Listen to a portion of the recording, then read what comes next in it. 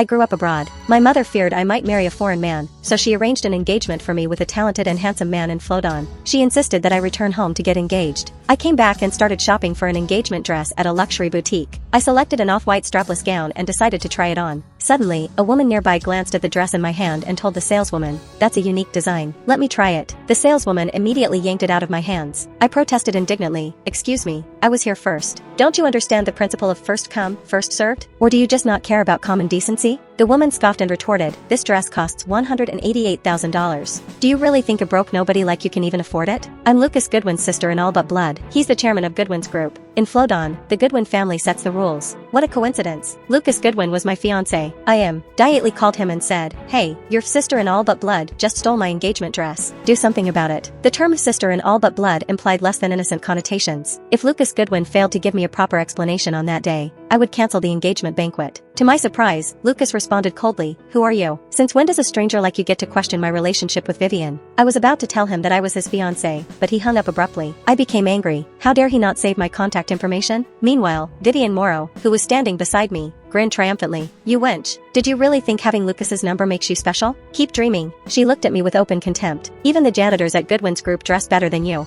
I had always preferred simple, comfortable clothes and never cared about brand names. I never thought that would give people a reason to look down on me. What era are you even living in? To think you'd still be judging people by their looks. Lucas must be out of his mind to call you his sister in all but blood. My mood for shopping was ruined, thanks to her antics. I grabbed the gown and headed straight to the checkout counter. The saleswoman hesitated before saying, "Miss, I'm sorry, but we prioritize our members first." Vivian smirked and slammed her shiny gold membership card onto the counter. "Only people who've spent over $1 million get this card. What's a broke loser like you even doing here?" I was not usually one to pick fights, but on that day, Vivian had really crossed a line. I pulled out a black card and handed it to the saleswoman. I suppressed my anger and said, "Sign me up for a membership, then bag the gown." Vivian glared at the saleswoman and threatened, "The Goodwin's own Flodon. If you sell her that gown today, I'll have Luke buy the store out tomorrow." The saleswoman shrank back timidly and said, "Miss, I'm just an employee. I can't risk offending Goodwin's group." Several onlookers turned to me and offered me advice in whispers. "That's Ms. Morrow. I've seen her around. Lucas Goodwin spoils her rotten. You should just let it go. The last time someone crossed her, Goodwin's group drove them into bankruptcy. You may have some money, but it's pocket change compared to Goodwin's group. Just apologize to Ms. Morrow now and beg her to spare you." Flattered by their words, Vivian's ego swelled like a balloon. "You wench, get on your knees and say, 'I'm a worthless poser, and I'm sorry.' Maybe then I'll consider letting you off the hook." At 26 years of my life, I had never encountered anyone audacious enough to act so arrogantly in front of me. "Pardon? What did you just ask me to say? What? Are you deaf? Say, 'I'm a worthless poser. I'm sorry.' Do I need to spell it out for you?" I smirked. "I heard you.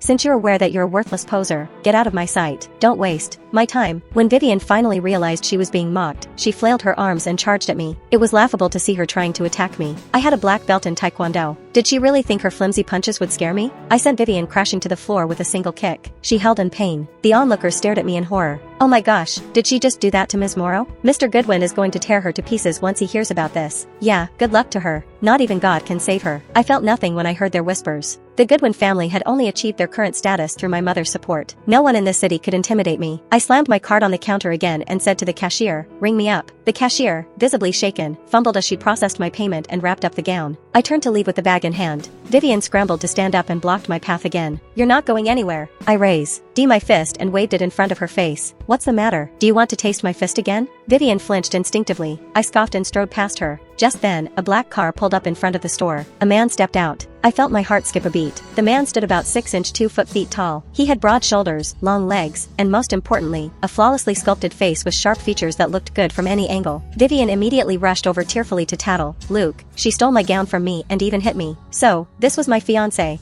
I had always been a sucker for good looks, and Lucas's appearance was exactly my type. Based on his looks alone, I felt I could forgive his previous rudeness. I gave him my best smile. "Hi, I'm Lily Winsong, your fiancé." It was no wonder my mother said I would be satisfied with the man she had picked this time. She really knew me inside out. The onlookers immediately erupted in gasps. "What? She's Mr. Goodwin's fiancé? Bet. We'n a fiancé and a sister in all but blood. Obviously the fiancé comes first. No wonder she's acting so bold." "Not necessarily. It still depends on who Mr. Goodwin favors more." Lucas looked at me coldly. "Don't get ahead of yourself. My father arranged this engagement without my consent. I never agreed to it." Vivian, who stood beside him, wrapped her arm around his and leaned intimately against his shoulder. She shot me a provocative glance. "Look at yourself. There is no way Luke would ever marry an ugly creature like you." Someone chimed in, exactly. If Mr. Goodwin were to marry, it would be to some rich girl from a proper family with equal status. Not some country bumpkin like you. With her looks, Goodwin's group wouldn't even hire her to mop floors. I had never considered myself a stunning beauty, but I was certainly not ugly. How could they describe me in such derogatory terms? This proved how people instinctively curry favor with the powerful and took advantage of those in misfortune. Lucas Goodwin, go home and tell your father that I'm calling off this engagement. You don't deserve me. According to my mother, his father had pulled countless strings to arrange this marriage alliance with our family. If he learned that his own son had ruined it, he'd skin Lucas alive. The thought lifted my mood a little. I could not be bothered to waste more time on these idiots, so I turned to leave. But Vivian, knowing that Lucas would back her up, refused to let it go. She blocked my path again. Don't even try to run, you wench. We're not done here. You stole my gown and hit me. I looked at her disdainfully.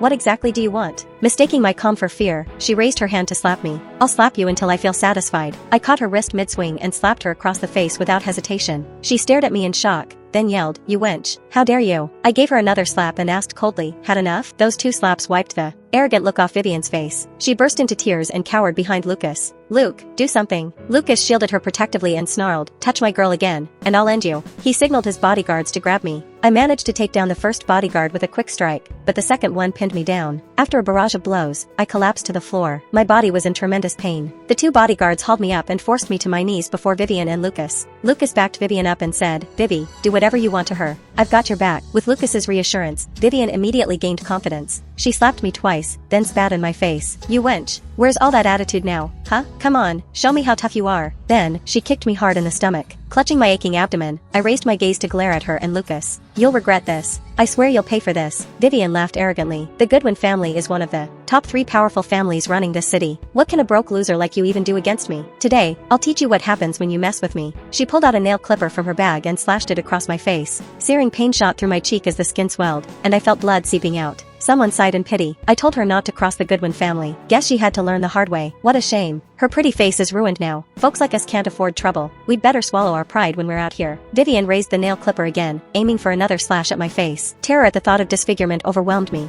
and I quickly begged for mercy. Fine, I'm sorry. Take the dress. I shouldn't have fought you for it. Revenge could wait. At that moment, saving my face was the priority. However, Vivian still slashed the blade across my face again. Oh, now you're sorry? Well, it's too late now, wench. I won't let you go until I've vented every ounce of my rage. I screamed in pain and turned to Lucas for help. Lucas, you know my background. Aren't you afraid of the consequences? If you keep letting her humiliate me like this, you'll regret it. Lucas sneered. What status could you possibly have? Your mother bewitched my father into forcing this engagement on me. A vicious gleam flashed in Vivian's gaze. Your mother is a witch, and I bet you are one too. Strip off and let me see clearly. No. Just then, my phone rang from inside my bag. I struggled desperately to reach it, but Vivian snatched it first. She swiped to answer, and my mother's voice came through immediately. Lilibet, how's the gown shopping going? I hurriedly shouted for help. Mom, save me. Someone's hurting me. She's trying to strip me off. My mother panicked. What? Who's doing this to you? Vivian cut in arrogantly. Me. Your little witch daughter has been begging for attention, so I'm putting her in her place. My mother SN. Apt. I don't care who you are. Let my daughter go now, or you'll pay for this when I get there. Try me. I'll be right here to catch you, you witch. With that, Vivian hung up my phone and hurled it to the floor. It shattered into pieces. She slapped me across the face again and sneered. The apple doesn't fall far from the tree, huh? When your mother shows up, I'll strip her down too. Time crawled by. It felt like half a century, but in reality, it had only been 5 minutes. Finally, a familiar, stretched limousine appeared. My mother stepped out of the car and demanded, "Let me see who dares threaten to strip me down."